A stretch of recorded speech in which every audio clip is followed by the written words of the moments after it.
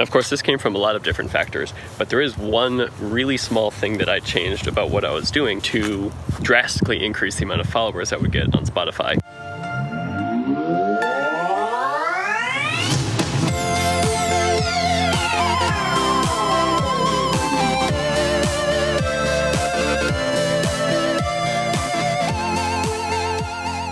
This week on Walks and EDM Talks, we're going to talk about how I got my first 1,000 followers on Spotify. To give some background, when I first started with music, the only promotion I was doing was through Instagram. The Instagram promotion was pretty much what I used up until May. I would spend every day commenting on people's posts and just talking to them about what they're interested in and what kind of music they liked. And a lot of those people would end up liking my music, and so they would follow me as well. That brought people in to then go to YouTube to listen, then go to Spotify to listen. I also use Spotify playlists, as anyone who is a musician generally tends to go for. I got a few on Submit Hub, and then I also made a couple of my own playlists. And that's how I got my first 1,000 monthly listeners on Spotify, but it wasn't really bringing in that many followers. I will put a graph up on the screen so that you can see the growth that I've had on Spotify in terms of followers over the past year and a half since I released my first song on there. As you can see recently, the curve has started to go really, really high up. Of course, this came from a lot of different factors, but there is one really small thing that I changed about what I was doing to drastically increase the amount of followers I would get on Spotify. The reason for this is because instead of sending people to my song on Spotify when I was promoting it, I would send them all the way to my profile instead of the song. They would have to go look for the song then, but if it was in the top 5 most popular songs, it wouldn't be a problem.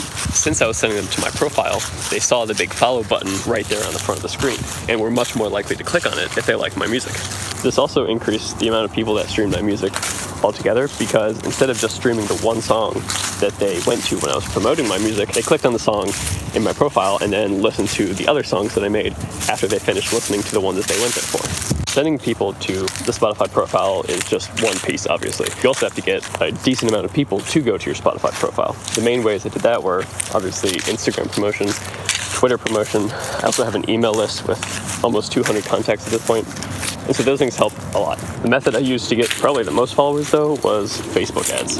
I've actually tried running a lot of different Facebook ad campaigns, and the vast majority of them have failed pretty terribly. In August, I finally ran my first successful one for Orno. The Orno campaign brought in a new listener for 6 cents per conversion. So that means someone clicked on the ad, and then on the landing page, they clicked on another button to go to Spotify. That cost me 6 cents. I ran it about $6 or so a day, and that's been bringing in around 20 new Spotify followers a day, and also around 300 or so streams on that song every single day. If you're interested in getting help running Facebook ads, I will include a video up there to show you the person that taught me how to use Facebook ads the best. I do want to make some disclaimers, because I don't think you should be running Facebook ads in a lot of situations. First off, if you don't have at least 1,000 monthly listeners or 1,000 Instagram followers, you need to do some more organic work first. If you only have a couple of songs out on Spotify, again, you should be doing a lot more music creation before you start getting into Facebook ads. The Facebook ads work great when you have a lot of different work that you can show people to make a relationship with them when they come to your Spotify.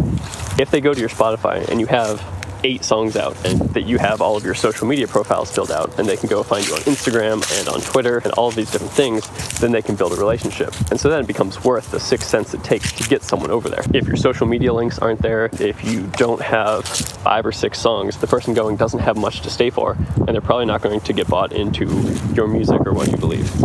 Another reason not to use Facebook ads is if you're not willing to put in the same amount of money every single day for a long time to find a result. It can take a long time for your Facebook ad to start working well, or for you to get used to using Facebook ads so that you can create good ones. You're going to have to spend a lot of money. If you're not willing to lose that money on bad results, then it's not for you. Thank you for watching this Catwalk and EDM Talk.